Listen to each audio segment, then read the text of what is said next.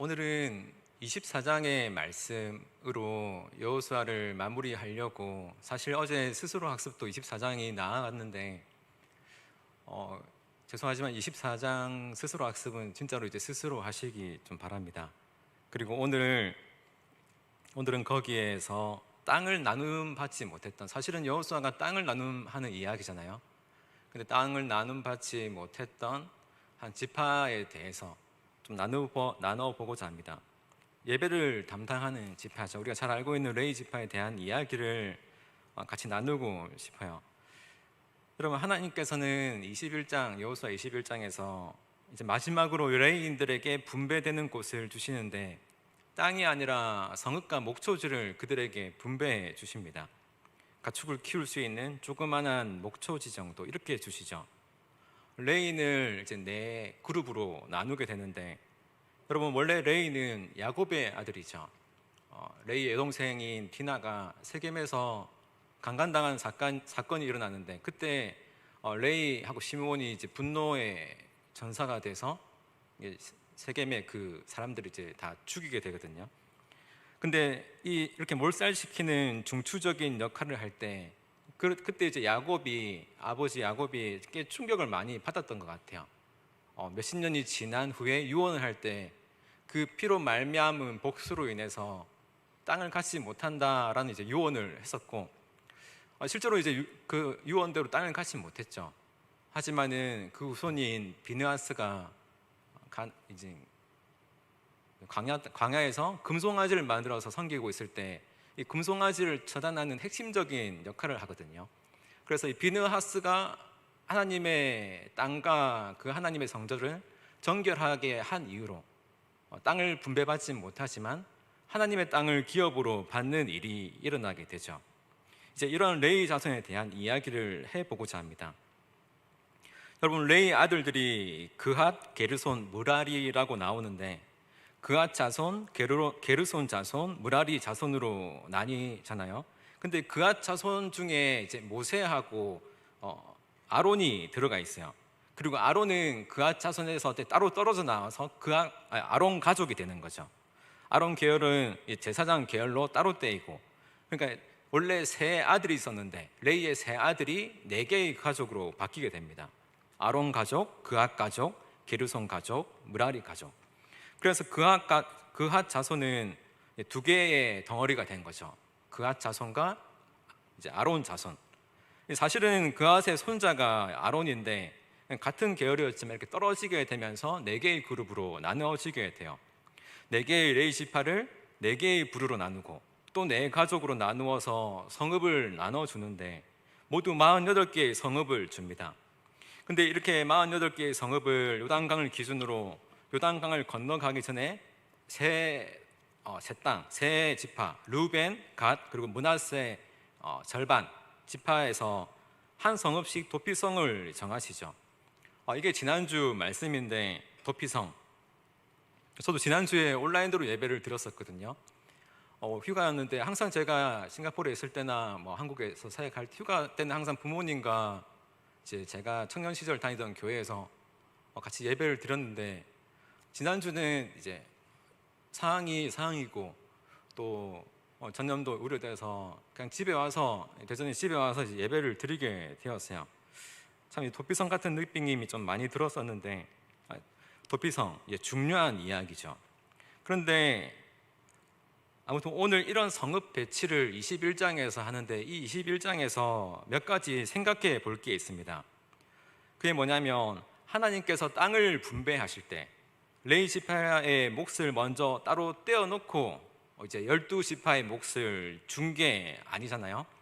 우리가 20장까지 읽어보면 가나안 땅, 정복한 그 가나안 땅의 모두를 12지파에게 우선 다 나눠줍니다. 그리고 20장까지 이 순서에 따르면 이렇게 다 분배를 하셨죠.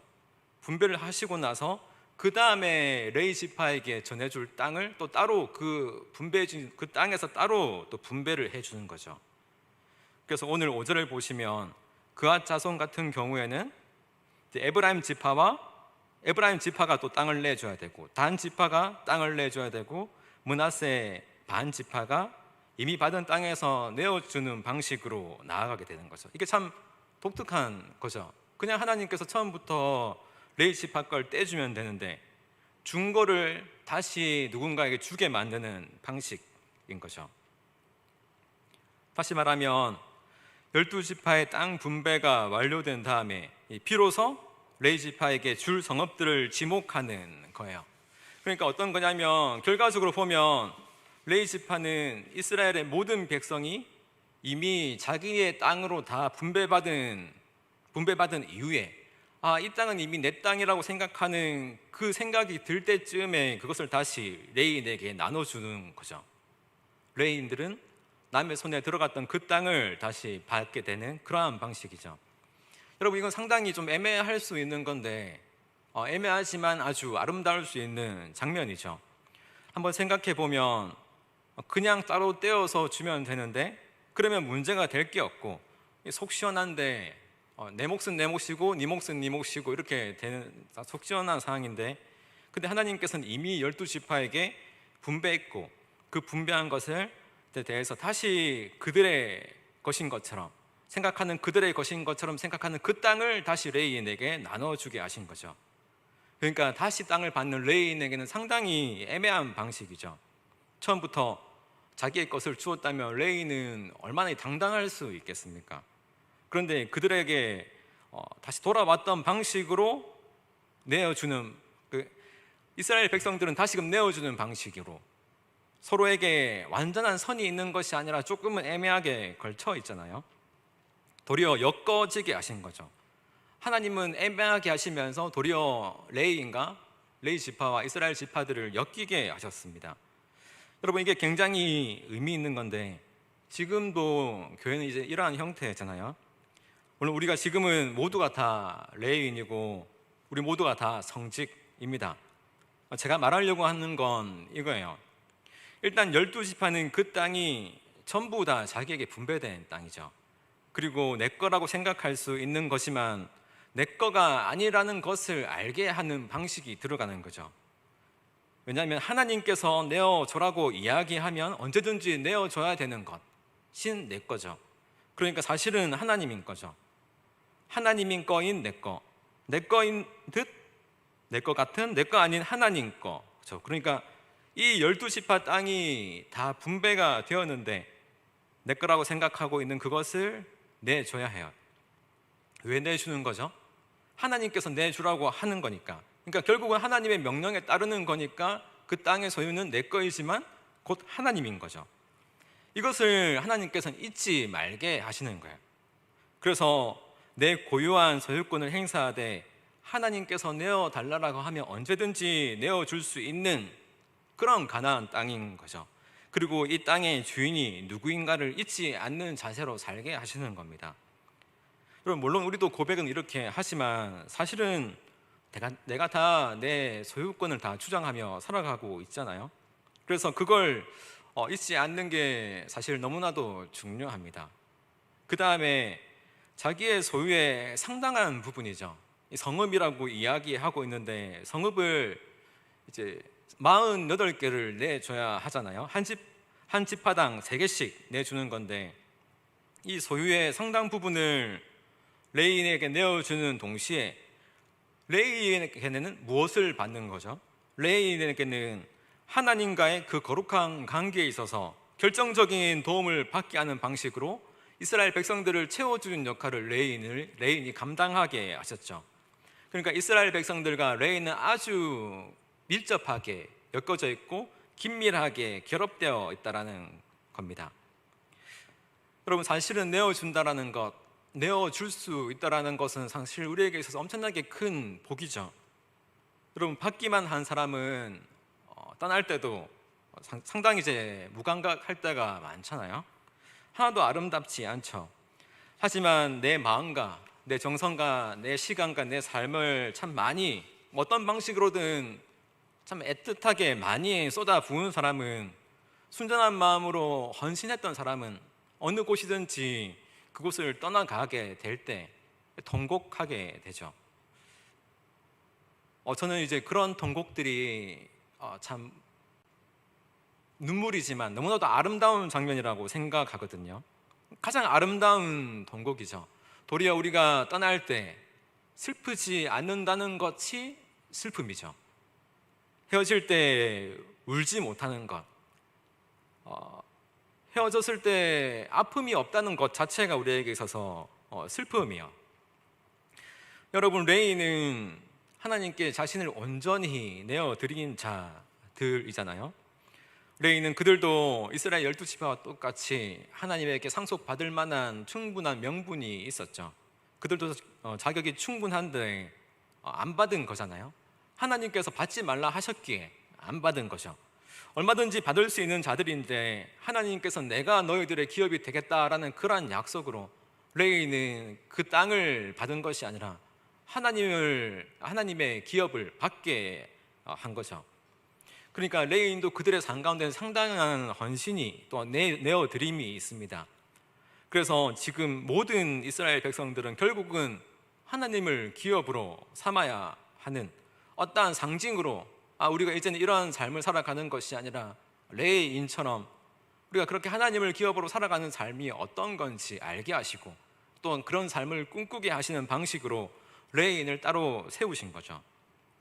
그러니까 레위인은 어떻게 보면 하나님을 위해서 구분됨으로 굉장히 많은 것들을 포기한 자, 다시 말하면 하나님께 내어드린 자가 된 거죠. 하나님께 자기를 내어드린 자가 됐고 백성들은 자기의 것을 레위인에게 내어줌으로써 하나님께 함께 내어주는 자가 되는 방식으로 그들이 함께 결합하게 하신 거죠. 그렇게 모두가 다 내어드림의 영광에 참여하게 하신 거예요. 여러분, 그렇다면 이들은 누구를 위해서 과연 내어주나요? 여러분, 이스라엘 12지파는 자신의 땅을 내어주는 것이 레위인을 위해서 내어주는 것이 아니라 하나님께 내어드리는 거죠. 그리고 레위인들도 12지파로부터 받는 것이 아니라 하나님으로부터 받는 거죠. 하나님께서는 이걸 기억하라는 것을 이야기하고 있습니다. 결국 우리 모두는 레위 지파든 이스라엘 지파든 하나님으로부터 받는 거죠. 제가 장로님들로부터 사례를 받는 게 아니잖아요. 각자가 다 하나님으로부터 받는 거죠. 우리 다 서로가 그런 역할로 있는 거고, 우리가 서로를 섬겨갈 때도 제가 아니면 교육자가 아니면 누군가가 시켜서 하는 것이 아니라 뭔가 일을 주어서 하는 것이 아니죠. 간사나 마을장이나 목자나 누구든지 하나님께서 주시는 것, 이것을 잊지 않게 하는 방식으로 하나님께서 이제 그런 구조로 그런 시스템으로 만들어 가시는 거죠. 그래서 레위인들은 12지파에게 돌아간 몫을 다시 받아서 자신이 삶의 근거로 삼게 합니다. 그러니까 실제로는 어떻게 되냐면 하나님께 받은 거지만 백성들에게 빚지는 자로 서는 거죠. 백성들의 것이 섞여 있어요. 그래서 레위인들은 끊임없이 이러한 정신으로 살아가게 됩니다. 하나님으로부터 받았지만 백성에게 빚진 자로서 살아가는 거죠. 그래서 목자가 양의 젖을 먹고 사는 거예요. 사실은 목자가 양을 치지만 양의 젖을 먹고 사는 거죠.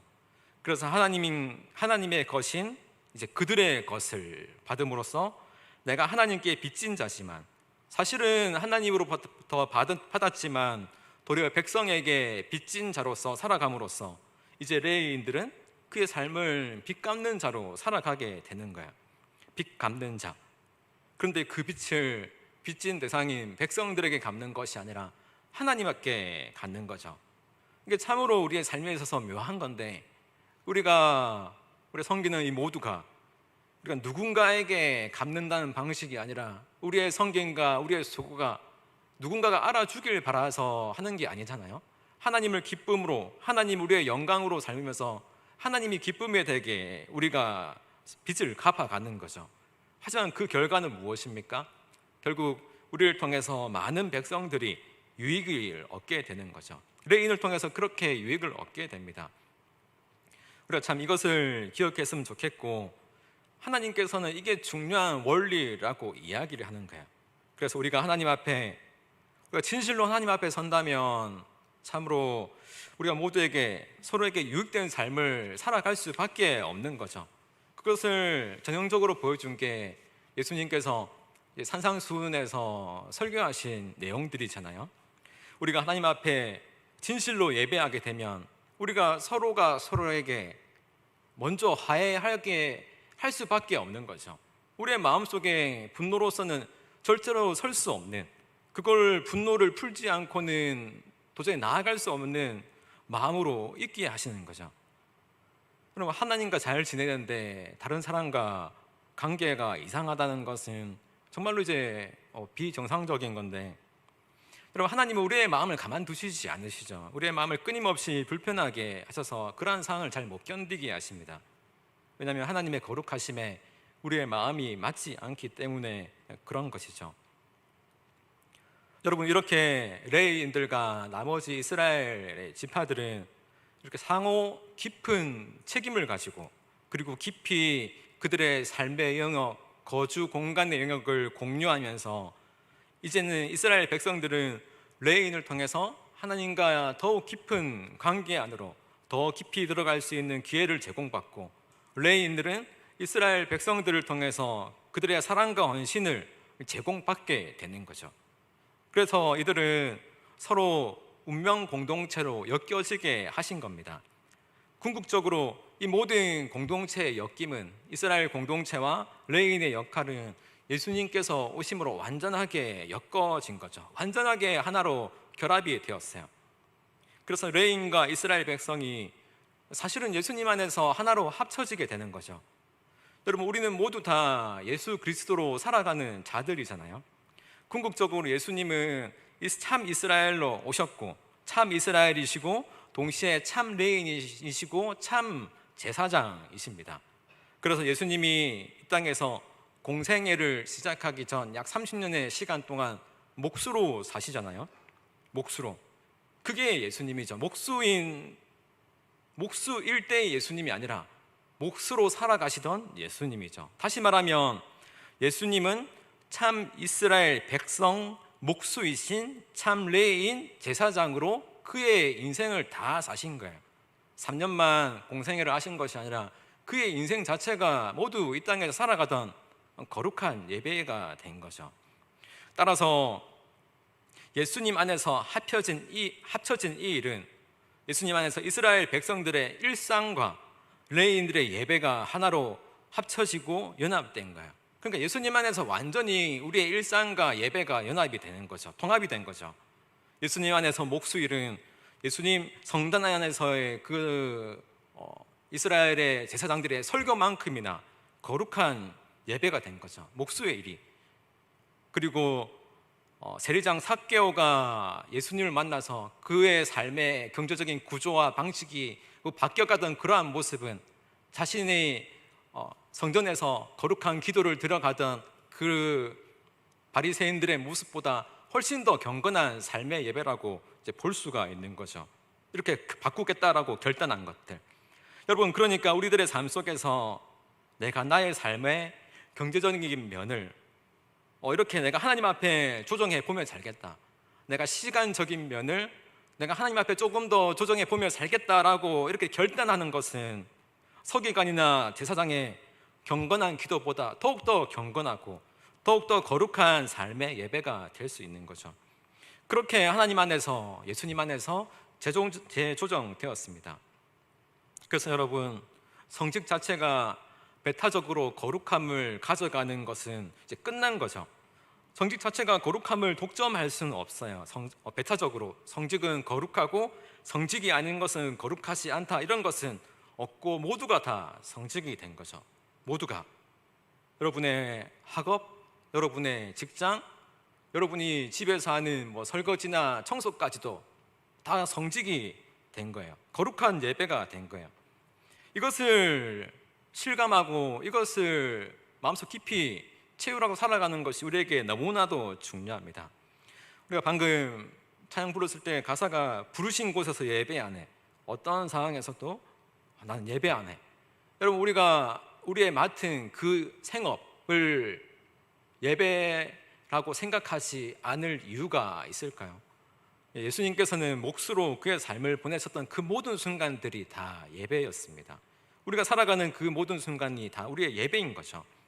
우리가 이게 제대로 안 되니까 가끔가다 기도를 더러운 세상에서 쥐터지고 살다가 이제 와가지고 내 뜻대로 살다가 하나님 앞에서 회개합니다, 이런 기도는 사실은 잘못된 거죠. 우리가 우리 삶 가운데 24시간 365일 하나님이 안 계신 곳이 없잖아요. 어느 곳이든지 우리가 살아가는 그 순간이, 그 모든 것이 다 예배가 되는 그곳이죠. 그곳에서 하나님의 질서와 방식을 따라서 살아가는 게, 그것이 이제 예수님께서 이 땅에서 이루신 일입니다. 여러분, 예수님께서 이루신 일을 중세시대 때 다 잊어버렸기 때문에 종교개혁이 다시금 예수님의 시대로 돌아간 거죠. 계속해서 이상한 사이클이 반복되는 건데, 여러분, 성직이라고, 지금 저 같은 사람을 교역자를 성직이라고 부를 땐 그것은 어떤 의미가 있는가 하면, 말씀을 통해서 여러분보다 조금 더 묵상하고 조금 더 고민하고 조금 더 생각함으로 여러분보다 조금 더 배타적인 거룩성을 확보한 자가 아니라, 말씀을 통해서 이러한 진실 모두가 다 성직이 되었다는 이 진실, 말씀의 진실을 드러내어서 돕기 위한 자리에 부름을 받은 자를 성직자라고 하는 거죠. 이러한 자를 오늘 우리가 성직자라고 부르는 것이 배타적 거룩함을 독점하는 자들로서 성직자라고 불리는 게 아닌 거죠. 기능적인 거죠. 여러분, 따라서 우리가 모두가 다 성직입니다. 성직. 내가 있는 그곳에서 하나님의 예배의 자리가 되게 하는 게 우리가 잊지 말아야 할 우리의 정신이고 우리의 삶인 거죠. 그런데 중세 카톨릭이 되면서 교회가 힘이 생기고 콘스탄티누스 황제가 나라의 국교를, 기독교를 삼으로써 엄청나게 이제 힘을 모으게 되잖아요. 대성전을 세우고 로마 정부가 교회를 막 지어주고 하다 보니까 교회가 힘이 생기니까 그 힘으로 여러 가지 시스템을 만들어낸 거죠. 존귀한 직업부터 비천한 직업까지 수직적으로 사람들을 관계를 만들어내가지고 소중한 것과 소중하지 않은 것을 구분해내기 시작했어요.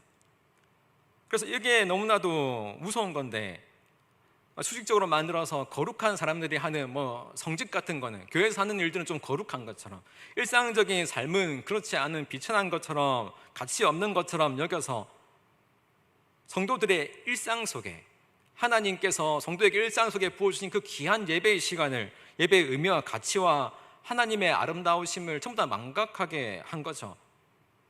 이건 일상의 예배를 아주 멸시한 건데, 여러분, 모든 사람들이 하나님 앞에서 동등하고 존귀하고 소중하다는 진리를 왜곡해가지고 사람들을 줄 세워서 그 위에서 줄다리기를 한 거죠. 존귀한 직업에서 덜 존귀한 직업, 비천한 직업, 이렇게 해서 말도 안 되는 짓을 했는데, 성경은 그걸 가르치지 않습니다. 가르친 적이 없죠. 그래서 결국은 어떻게 되었나요? 교회가 정말로 구분지었던, 더럽다고 이야기했던 세상, 타락한 일상 속의 세상으로 구분되었던 그 세상보다, 비루하고 비천한 그러한 세상보다 더 속되고 더 저급하고 더 더러운 유치한 종교의 세계를 구축해 갔던 거죠. 교황이건 추기경이건 여자들도 많았고 사생아들도 많았고, 독살은 흔한 거였고, 자기 권력을 유지하기 위해서는 오죽하면은 면죄부를 팔았겠어요. 면죄부를 팔면 여러분, 면죄부를 사십시오. 면죄부를 사시면 죽은 여러분의 가족들의 영혼이 지옥에서 천국으로 옮겨지는 소리를 듣게 될 것입니다. 이런 소리를 하는 거죠. 이런 이야기가, 그런데 사람들에게 진실되게 들릴 만큼 이게 진짜인 것처럼 교회가 그만큼 힘이 있었어요. 루터를 가장 자극시킨 게 이런 면죄부잖아요. 근데 여러분, 이런 구조들이 얼마나 사실 무서운지 모릅니다. 왜냐하면 결국 이게 어디로 흘러가냐면 우리의 의식 속에 끊임없이 쌓이게 되는데, 우리의 마음 속에 티나지 않게 우리의 영혼들을 잠식해서 점점 더 이제 구분되게 하기 시작해요. 약간 우월된 자와 우월되지 못한 열등한 자로 만들어내는 거죠. 우리에게도 이제 그런 마음들이 있거든요. 하나님 앞에는 전혀 차이가 없는데, 그래서 우리가 이런 의식들을 우리가 서로에게 만들어내게 돼요. 우월 의식들, 그리고 열등 의식을 만들어서 우월해 보이는 자들이 열등해 보이는 자들을 지배하고 멸시하고 때로는 가감하게 배척하고 제거하죠. 제국주의가 이런 거죠. 제국주의에서는 장애인은 필요 없는 존재잖아요.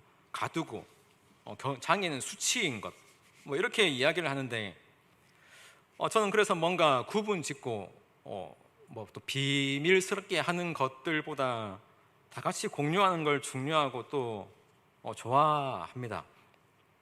이렇듯 그렇게 권력을 유지해 갔어요. 다시 본문으로 돌아와서 야곱의 셋째 아들 레위를 통해서 형성된 세 자손 중에서 아까 얘기했던 것처럼 그앗 자손과 게르손, 그리고 무라리 자손에게 할당된 서금과 목초지인데, 이것들이 나중에 약간 문제가 생겨요. 하나님의 마음은 너무나도 아름답게 우리에게 기대를 하시지만 사실 우리의 인생은, 현실은 상당히 불안하죠. 그앗 자손에 대해서 오늘 5절에 대해서 약간 이야기하자면, 그앗 자손에게 배당될 땅은 에브라임 지파, 단 지파, 그리고 므낫세 반 지파로부터 받을 예정인데, 에브라임과 단 지파가 좀 불안한 여정을 살아갑니다. 왜냐하면 단 지파가 원래 블레셋 약간 위쪽에 땅을 배정받았는데, 이 블레셋을 다 이게 땅을 차지한 게 아니거든요. 근데 블레셋 땅을 차지하고 그 땅을 레위 지파에게 줘야 되는데, 이제 블레셋은 너무나도 세 보이니까, 두려워 보이니까 그 땅을 차지할 수 없었어요.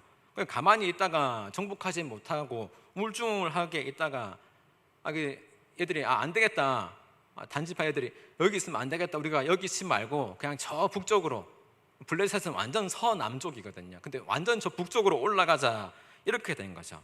이게 북쪽으로 올라가서 하나님께서 원래 명하지 않았던 라이스라는 지파를 이제 멸하고 거기를 자신들의 기업으로 삼게 됩니다. 조용히 있는 지파들을 이제 멸절시켰죠. 하나님이 주신 땅도 아닌데. 그런데 그러한 시간 동안 단 지파에게 배정된 레위인들은 그들의 땅을 완전히 잃어버리게 되는 거예요. 레위인들은 어떻게 살아가라는 거죠?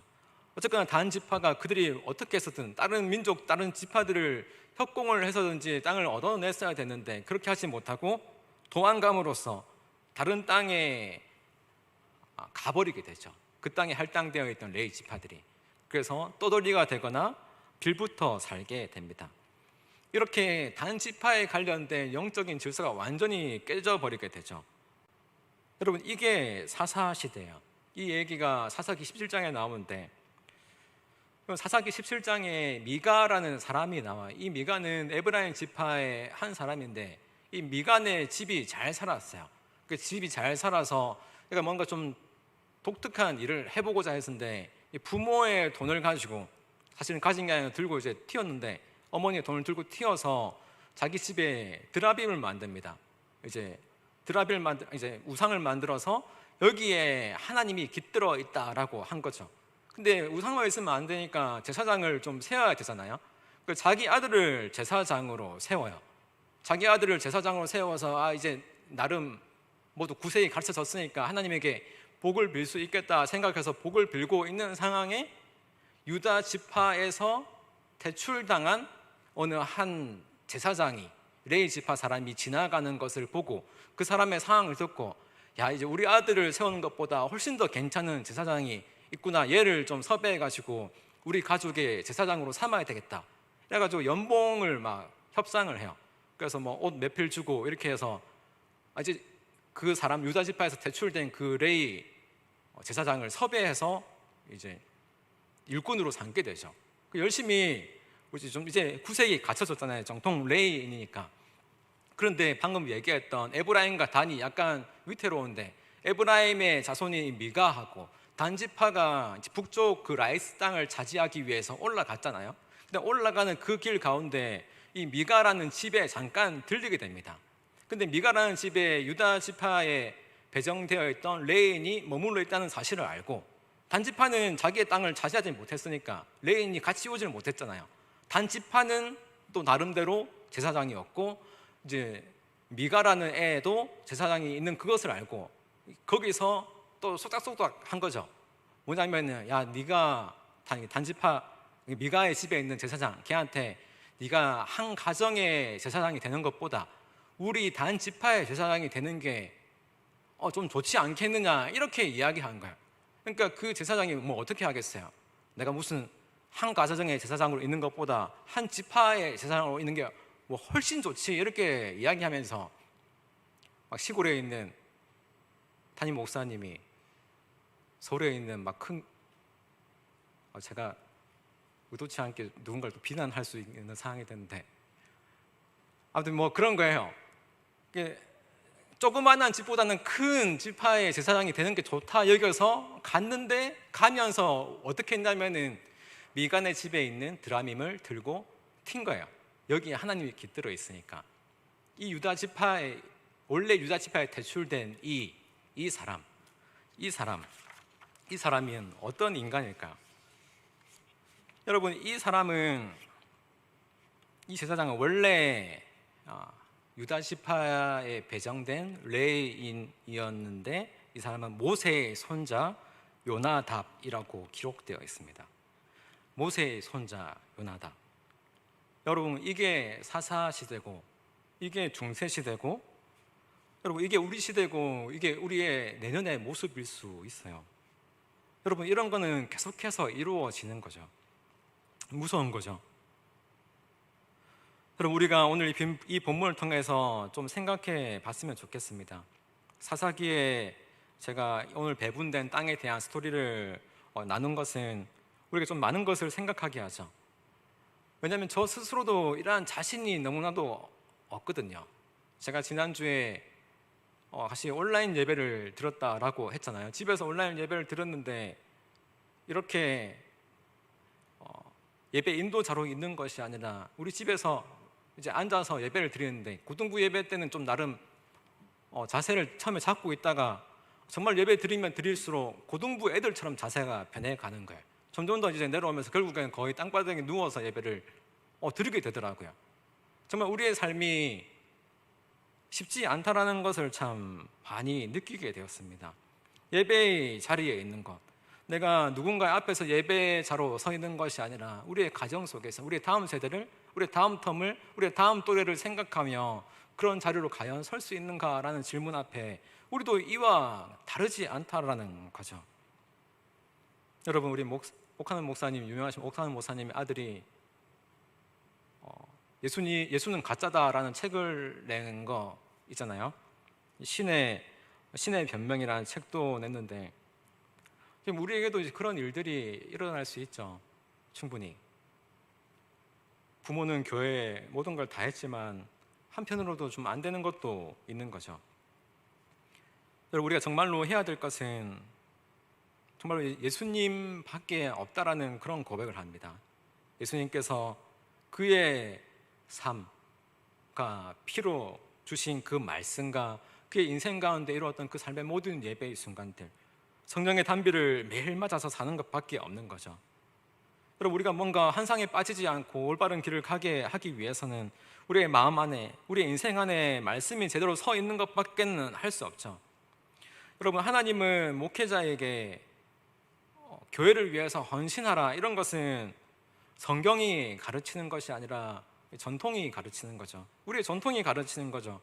하나님은 가정에 충실하고 이웃에 충실하고 가족에게 충실하라라고 말씀하실 것 같아요. 물론 우리가 다 교회에 충성해야죠. 하지만은 그것이 우리의 전통적인 사고방식은 교회를 향해서 온 힘을 다해다가 가정이 완전 파탄나는 것을 감수하라는 이런 문화잖아요.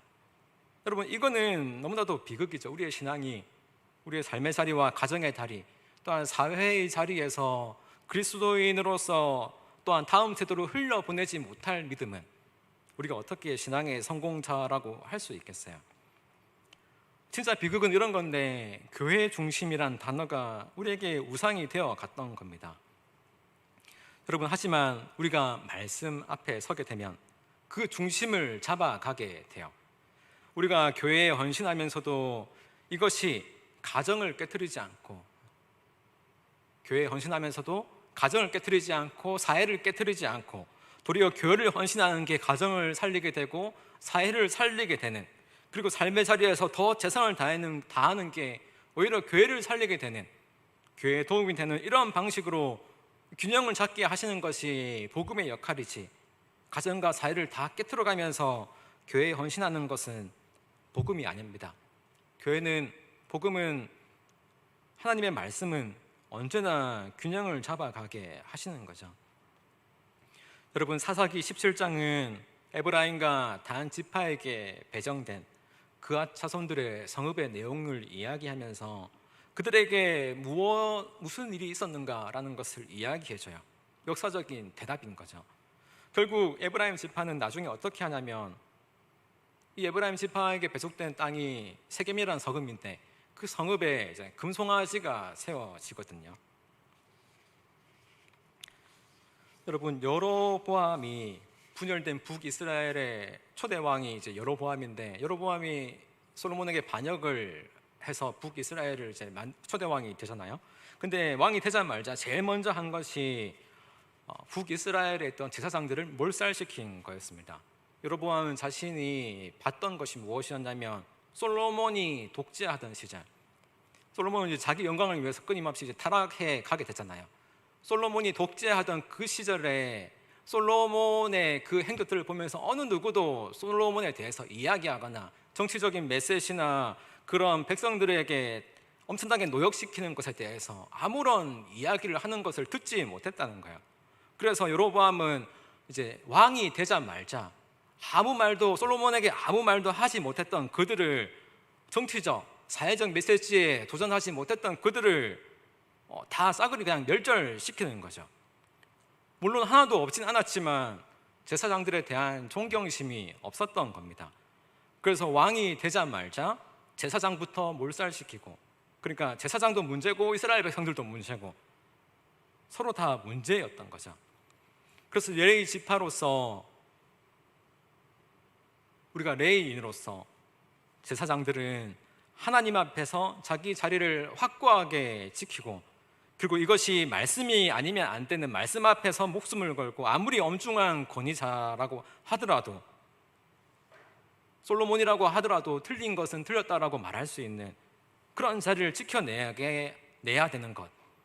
백성들은 신실하게 하나님의 명령을, 그 말씀을 따라 약속된 것을 도리어 자신의 것으로 채우지 아니하고 하나님 것으로 내어주는, 내 몫을 레인에게 기꺼이 내어주는, 그래서 서로가 서로에게 얽혀지게 하는 방식을 통해서 살아가게 하시는 거예요. 그러니까 누구 하나만 살 수 있는 게 아니죠. 이쪽에 살아야 저쪽에 사는 거고, 저쪽에 살아야 또 다른 쪽이 살게 되는 것, 이쪽이 죽으면 또 저쪽도 똑같이 죽게 되는 거죠. 하나님은 그렇게 엮여지게 하셨어요. 교회도 마찬가지죠. 우리가 다 서로가 서로를 위해서 기도해야 되는 거잖아요. 우리 중에 누군가가 무너지게 되면, 가족 중에 누군가가 무너지게 되면 또 다른 누군가가 무너지게 되는 거죠. 서로가 그렇게 다 엮여진 교회 안에서 엮여진 다 레인이지만, 기능적으로는 목회자가 이제 레인의 기능을 담당하지만, 우리 모두는 목자, 목원, 찬양대, 찬양팀, 우리 모두는 다 레인의 역할을 감당하는 거죠. 그리고 서로가 서로에게, 우리에게 엮여지게 하셨어요. 우리에게 엮여지는 것으로 끝나는 것이 아니라 우리가 사회에게 엮여지게 하시고, 사회는 또 우리에게 엮여지게 하는 방식으로 우리가 사회가 우리에게 내어주고 헌신하는 것들을 통해서 서로가 살게 하는 방식을 보여주신 거죠. 그래서 우리에게는 항상 예수님이 필요한 겁니다. 교회만 사는 것이 아니라, 사회만 사는 것이 아니라 우리가 서로 엮여지며 살아가게 하신 것을 하나님께서는 여호수아 21장을 통해서 말씀하셨어요. 말씀을 마무리하겠습니다. 우리가 내 기득권이나 어떠한 권력이나 마치 내가 어떻게 된 듯한, 어떤 위치에 오른 듯한 느낌으로 서로에게 대하는 순간, 서로가 서로에게, 우리가 사회에게 대하는 그 순간 우리는 다 같이 망하게 되는 거죠. 예수님을 통해서 서로가 될 때 함께 살 수 있는 것입니다. 정말로 교회가 사회를 위해 살아가야 될 때가 지금이고, 또 우리의 몫을 내어주고 서로가 서로에게 얽혀지는 방식으로 누군가만 살아가는 것이 아니라 이 땅과 교회가 함께 살아가는 방식, 하나님께서 바라는 그런 영적 질서가 바로 선 그 방식을 찾고, 또한 우리의 가정과 우리의 삶 가운데, 삶에서 살아가는 그 모든 그 예배의 시간 가운데 예배를 주님의 이름으로 살아내는 그런 영적인 질서로 온전히 살아내는 우리 모든 대덕 한빛교회 청년대학 공동체가 되길 소망합니다.